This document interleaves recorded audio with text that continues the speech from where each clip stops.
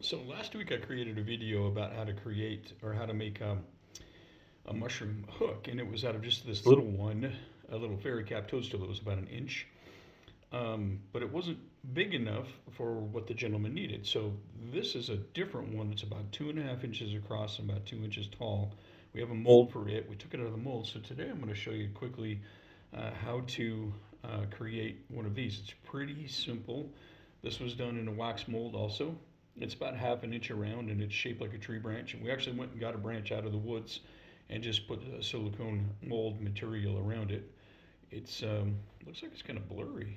Sorry about that. But anyway, so you just kind of flatten it out and you dip it down in the glue. And I don't have enough outlets here, but you can see that we just glued it onto the back here. And you try to get it so that it's about straight up and down as you can get it. That's kind of where the artistry part comes in, because mushrooms in the wild aren't straight up and down either. And then there's a little gap in here that I like to kind of just fill with some glue. And then what we'll do is we'll take our heat tool and kind of make that just one piece. And it's over here because, again, I didn't have enough outlets. So all we're trying to do is just fill that seam, and I hope you can hear me, fill that seam between the mushroom head and the branch. Just like that. Just like that. And then we try to get this end so that it's fairly straight up and down. And I'm going to flip you here. We're going to try it like this so I can get my camera right. And that should be about right. So I'm going to flip the screen around. I'm going to grab another little piece that we have for the face. They look like this, or just a little flat. This has got an indentation in it. We use that so that we can center the screw hole when we tap and drill it. That didn't look quite right.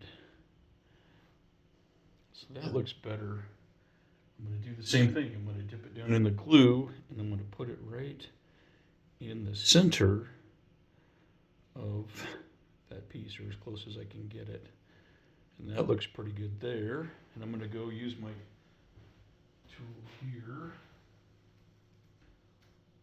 and see if I can't fill that seam up, or just melt it so that it bonds the base to the branch. And there you go. There it is. It's a mushroom hook. 2.5 inches across, 2 inches up and down from top to bottom, 3 inches basically from the front end to the back end. Whoops, I'll get out of the way. 3 inches from the front end to the back end, and it's got the screw hole right there in the base. And we'll follow that when we tap it and drill it. We'll just drill down through there with an 832, and then I'll tap it 832, and then it'll take a machine screw.